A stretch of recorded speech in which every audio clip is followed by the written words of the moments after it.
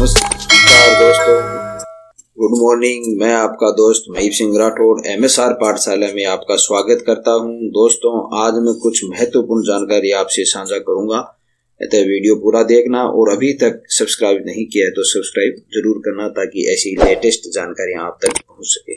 दोस्तों, आज का अपना विषय है 23/11/22 और उससे पहले भी कई बार राजस्थान शिक्षा परिषद द्वारा वॉलेंटियर प्रशिक्षण हेतु विद्यालय स्तर पर वॉलेंटियर का चयन कर शाला दर्पण पर एंट्री के बाबत फीडिंग करने के बाबत कई बार निर्देश ये दिए जा चुके हैं दोस्तों, इसलिए इसको गंभीरता से लेते हुए इस कार्य को संपूर्ण करें। तो क्या फीडिंग करनी है, क्या ये महत्वपूर्ण है, इसका संपूर्ण विवरण आज अपन देखते हैं। देखो दोस्तों, उपरोक्त विषय अंतर्गत एवं संदर्भित पत्र के क्रम में दिशा निर्देश 70/22/23 में वॉलेंटियर प्रशिक्षण हेतु विद्यालय स्तर पर दोस्तों यहाँ पर 10 से 20 वॉलेंटियर की जहां तक बात है 10 से 20 वॉलेंटियरों का चयन कर सभी वॉलेंटियर की सूचना शाला दर्पण पर फीड की जानी है दोस्तों। इस हेतु परिषद के पत्र क्रमांक 41/24 दिनांक 10/8/22 के द्वारा वॉलेंटियर की सूचना शाला दर्पण पर दिनांक 30/8/22 तक फीड करने हेतु निर्देशित किया गया था, परंतु कुछ जिलों को छोड़कर सभी जिलों में ये प्रगति न्यून स्तर पर है। अतः आप अपने जिले में संचालित समस्त विद्यालयों के प्रधानाध्यापक को निर्देशित करें कि वो 10 से 20 वॉलेंटियर का चयन कर 30/12 अब आगे डेट दिए दोस्तों 30/12/2022 तक वॉलेंटियर प्रशिक्षण में आवश्यक रूप से शाला दर्पण पर इनकी फीडिंग करना सुनिश्चित करें। तो ये एक और मौका दिया दोस्तों, इसलिए वॉलेंटियर का चयन करके उनको शाला दर्पण पोर्टल पर उनकी फीडिंग करना सुनिश्चित करना है। और फिर उसका वॉलेंटियर का आगे प्रशिक्षण होगा, तो वो प्रशिक्षण तभी हो पाएगा दोस्तों जब ये शाला दर्पण पर फीड होंगे कि कौन कौन से वॉलेंटियर का चयन किया गया है। इसलिए इस कार्य में देरी नहीं करनी चाहिए क्योंकि विभागीय कार्य है।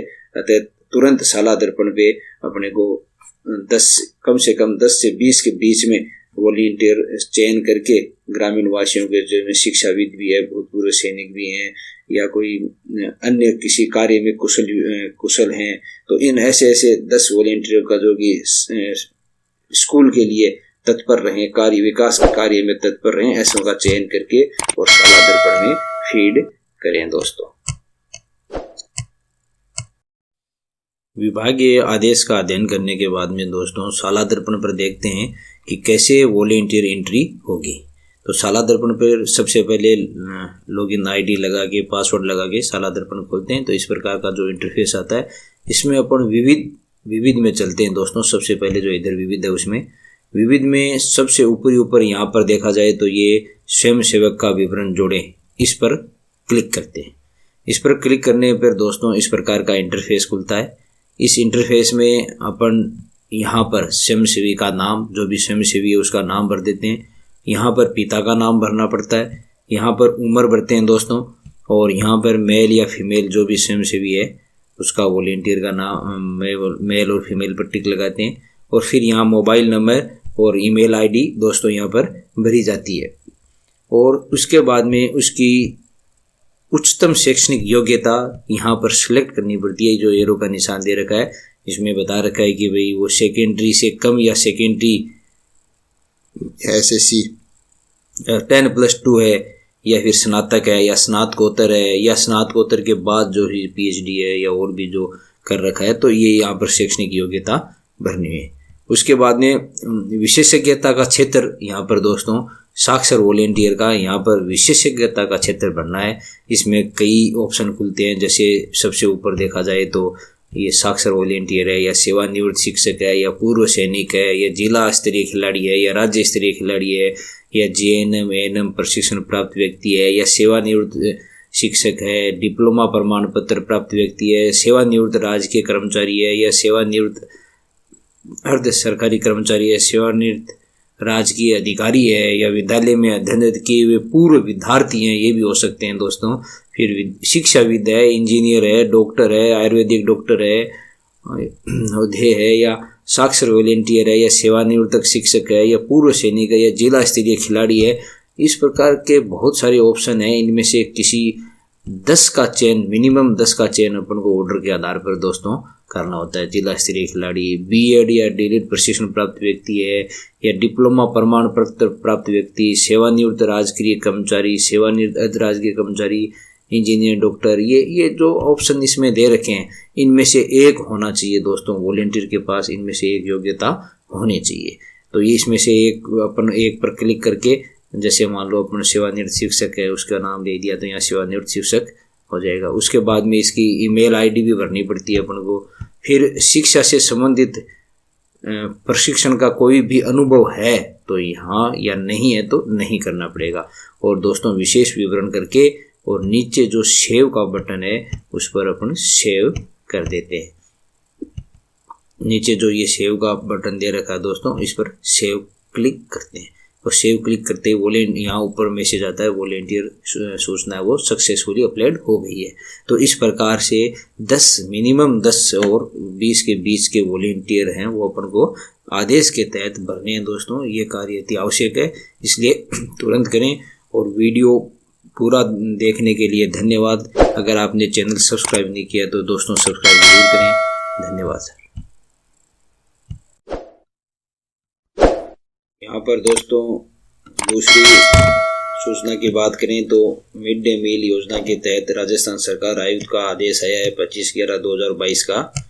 इसमें मुख्यमंत्री गोपाल योजना के संबंध में निर्देश दिए गए हैं। वापिस मुख्यमंत्री गोपाल योजना के बारे में इसमें बता रखा है दोस्तों, आगे देखो कि उपयुक्त विषयांतर्गत मिड डे मील योजना अंतर्गत संचालित शिक्षण संस्थानों में पाउडर मिल्क से तैयार दूध उपलब्ध कराने के संबंध में समय समय पर आवश्यक निर्देश जारी कर दिए गए। योजना के विधिवत शुभारंभ निकट भविष्य में होना है, यानी अभी तय नहीं है दोस्तों कि इसका शुभारंभ कब किया जाना है योजना का, पर निकट भविष्य में इसका शुभारंभ किया जाएगा। आशा है कि राज्य सरकार के इस महत्वपूर्ण योजना के क्रियान्वयन एवं संचालन के संबंध में आपके जिले के समस्त पूर्व तैयारी कर ली गई है। योजना के अंतर्गत महत्व को ध्यान में रखते हुए ये आवश्यक है कि आपके स्तर तक एक बार पुनः योजना के क्रियान्वयन के संबंध में की जाने वाली समस्त निम्नलिखित तैयारियों की समीक्षा की जाए ताकि यह योजना जिले के समस्त विद्यालयों, शहरी व ग्रामीण क्षेत्रों में सफलतापूर्वक संचालित की जाए।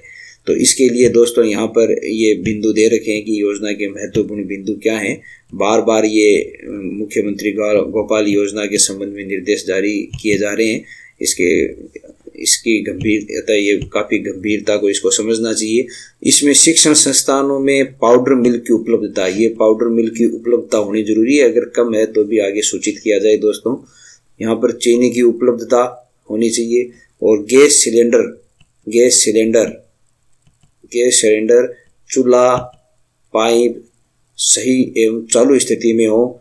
दूध गर्म करने के लिए बर्तन होने चाहिए दोस्तों, और विद्यार्थियों को दूध पिलाने के लिए गिलास, छानने की छन्नी व अन्य आवश्यक बर्तन की उपलब्धता होनी चाहिए। दूध गर्म करने के स्थान की आवश्यकता, साफ सफाई एवं उपकरणों की साफ सफाई सुनिश्चित करना, दूध गर्म करने एवं विद्यार्थियों को उपलब्ध कराने बर्तनों की साफ सफाई के लिए हेल्पर की व्यवस्था भी होनी चाहिए। यानी जो मिड डे मील में बनाने के लिए जो है वो भी हेल्पर का वही उपयोग हो जाएगा, उन्हीं का उपयोग हो जाएगा दोस्तों यहाँ पर।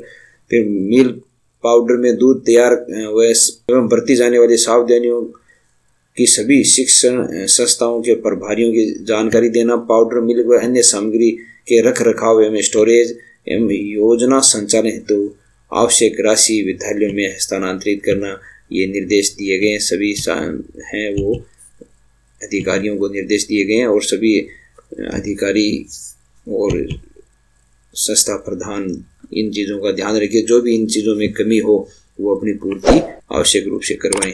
धन्यवाद दोस्तों चैनल को देखने के लिए, और सब्सक्राइब अवश्य करें।